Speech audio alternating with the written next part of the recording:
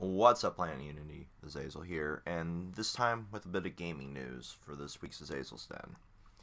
As you know, Paragon has officially begun its shutdown phase, or by now has officially shut down. So Epic has actually released $12 million worth of assets to its Unreal Engine developers. So this could mean one of two things for the future of the Paragon franchise that they wanted to build. A game that had so much potential that was pushed aside for Fortnite. When it became more of a pay to win, it lost its focus. So now that these assets are in the hands of the developers, we might see a rebirth of Paragon in the form of a new game, or we may actually see a bit of a rebuild in a new universe with these assets, because for every flaw that the game had, it was fucking gorgeous.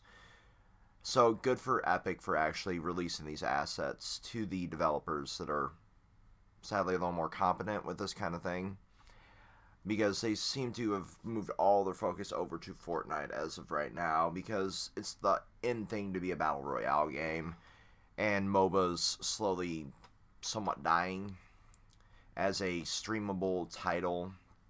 I mean, go look at Twitch and you see the position of any like MOBA like Smite or Heroes of the Storm. They're slowly slipping in favor of the Battle Royale, and that clickability means their franchise of Fortnite now, and or title. I wouldn't actually call it a franchise at this point. It's a little too early to judge if they're going to make more of that. But we see that and PUBG and H1Z1 and all that shit up near the top positions of the Twitch streams, meaning they're going to put more focus into that because there's going to be more revenue there in the form of the microtransactions and everything else. Another bit of news that came out this week, and this is a follow-up to a topic we had in a previous podcast. THQ Nordic, we had mentioned that the one license that they didn't have now, since the sale off of the original THQ, was Nickelodeon. Well, THQ Nordic and Nickelodeon are joining forces to revive all titles, and that means THQ Nordic now has access, and all of these articles will be linked in the description of this video. Now that they have their license back, they have access to the Avatar franchise, they have access to the Back of the Barnyard, I don't know why. They have Cat Scratch, they have Danny Phantom, El Tigre, Invader Zim, Jimmy Neutron, My Life as a Teenage Robot, Rocket Power, Rocko's Modern Life, Rugrats, SpongeBob SquarePants, Tack and the Power of Juju, The Fairly Odd Parents, for the US only for some reason, The Ren and Stimpy Show, and The Wild Thornberries. So, this is interesting because I was a huge THQ fan as a kid, and I still am. So now that we have this, are we going to get like a remaster of Battle for Bikini Bottom? Are we going to get like new Rocket Power games? That was my shit when I was a kid. Like, this is really, really interesting to see THQ rising from the ashes like a fucking phoenix, and now owning all of their franchises again. So, kudos for their perseverance at this point, because this is fucking phenomenal. So now that we have all of these, my only question to you viewers, if you want to drop a comment, what old school Nickelodeon game would you love to see remastered? Because we've seen that THQ Nordic is in the process of remastering a lot of their old games that they had. Like we saw the remasters of the first two Darksiders in preparation for Darksiders 3. We've seen both Deep Blobs now remastered. Even now that they have this, I want to see fucking Battle for Bikini Bottom, or maybe a TAC collection, because I never actually got to enjoy all of the TAC games as a kid. So now that I have somewhat expendable income, I'd love to see that remastered so I can actually play them, because I had the first two, but I never got the third, because it was insanely expensive. Because of some fucking reason, GameStop had that one jacked the fuck up when I was a kid, so now I can actually experience them all. Moving on to topic 3. Far Cry 5 continues to be a shitpost in itself. A certain side mission in Far Cry 5 has a certain presidential link. And what I mean by that is the infamous golden shower tape appears to make an appearance in Far Cry 5. And I cannot believe this is a fucking thing. So, this is from a author, Joshua Duckworth, on Game Rant.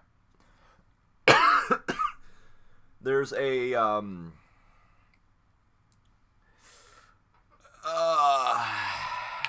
mission in the game called Patriot Acts. The mission begins by speaking to a special agent who claims to be sent by the big man with the big hands. He insinuates that a member of the antagonist family has a tape and sends the player to retrieve it. Although the in-game mission concerning the P-tape is clearly a reference to the dossier, Ubisoft smartly adapts the events to fit into the Far Cry 5 setting. And there's also an embedded video in this article. There's also there's several metaphors in this mission. In this dossier, attention, comrade, the bed has been wet. Yellow brick road, wet works, and the mission ends up upon the retrieval of a VHS tape, with the agent going back on his deal. Also on Far Cry 5 news, at the beginning of the game, there's a secret ending that allows the game to be beaten in 5 minutes, similar to Far Cry 4. I can't fucking believe this is a thing. I love it. This fucking game is just becoming a living meme at this point. So, this will be streamed on my Twitch, for sure. Oh, good God. And in follow-up to another previous podcast topic, EA has finally admitted full-blown defeat in the Battlefront 2 incident. After all the backlash, after all the bullshit that's went down with Battlefront 2, they have officially admitted defeat, unlocking all of the heroes, removing all pay-to-win mechanics in favor of cosmetics, like Overwatch, just to try to save the game at this point, and save a little bit of face, which is glorious, which is what they should have done in the first fucking place, and there wouldn't have been all this fucking backlash. But EA lives by this policy of not giving a shit, and it continuously biting them in the ass. So, yeah, this is just the funniest shit. After they got the fucking controversy with Hawaii investigating it for like gambling aspects, countries like Belgium actually trying to ban loot crates altogether. It's like fucking, I get what they were trying to do. I really do. But their PR guy is about as bad as fucking anybody that Trump has appointed to be a PR guy. Okay? Like, you need to learn when to word shit properly. We're going to do something like this. They could have said, yeah, we have loot crate system. Somewhat similar to any Call of Duty game. And then it would have been like, oh, well, we'll blame Activision instead of EA because they made the fucking mold. And then that pushes them off on that.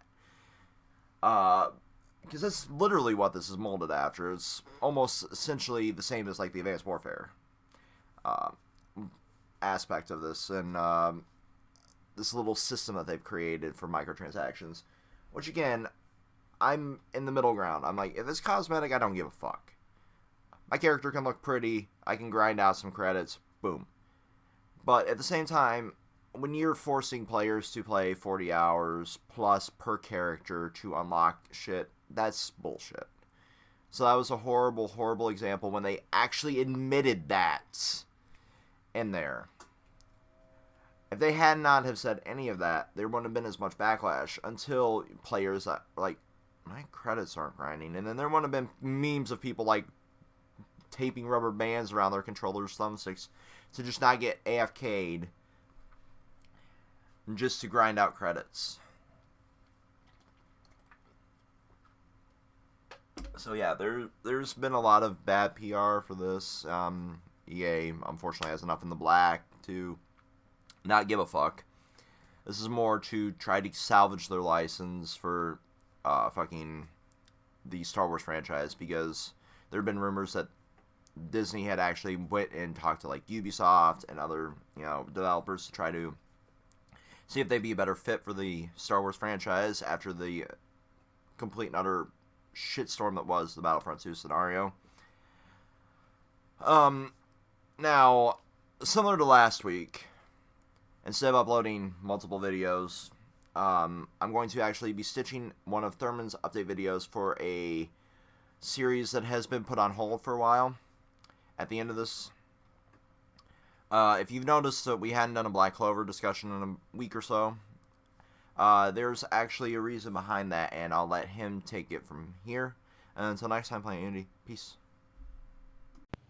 Yo, Planet Unity, just a quick update about the Black Clover discussion. So as you noticed, we probably didn't upload a Black Clover discussion this past week. That's because the Black Clover discussions will be having a new, I would say, discussioner Red decided to join me and Swan, if Swan still wants to do it on the Black Clover discussion. So we're giving Red some time to catch up.